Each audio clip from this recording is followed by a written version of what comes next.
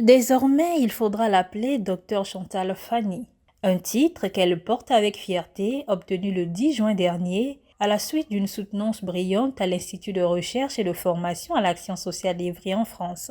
Vice-présidente du Sénat ivoirien, femme politique de terrain et de conviction, Chantal Fanny a consacré sa thèse à un sujet aussi essentiel qu'insuffisamment traité, l'inclusion féminine et les dynamiques de pouvoir au sein du Parlement de la CEDEAO. À travers une analyse fine mêlant enquête de terrain et expérience professionnelle, la sénatrice interroge la place réelle des femmes dans les arènes parlementaires de l'Afrique de l'Ouest. Car si les chiffres témoignent d'une meilleure représentativité, la réalité du pouvoir, elle, reste largement déséquilibrée. Elle siège mais n'influence que trop peu. Présente oui, décisionnaire pas assez, pas encore.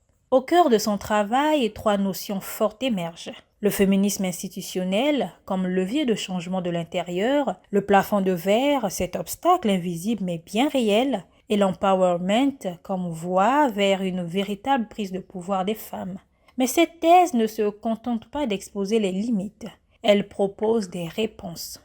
Parmi elles, la mise en place d'un observatoire africain de la parité parlementaire pour suivre, mesurer et impulser les changements structurels. Le jury, composé de professeurs et enseignants-chercheurs renommés en sciences sociales, issus notamment de l'IRFASE, l'IARPA et du CVPT, à l'image des professeurs Brice Arsène Moncourt, Rémi Bazenguissa, Mohamed Kierou ou encore les docteurs Mouna Agiri et Véronique Bayer, a salué la qualité, la profondeur et la pertinence de ce travail. À l'unanimité, ils ont reconnu le caractère remarquable de cette recherche à la croisée de la science et de l'engagement. Derrière la robe académique, une femme debout. Dr Chantal Fanny ne cherche pas seulement à comprendre les rouages du pouvoir, elle veut les revisser, les ajuster, pour que demain les femmes ne soient plus seulement visibles, mais audibles, écoutées et influentes.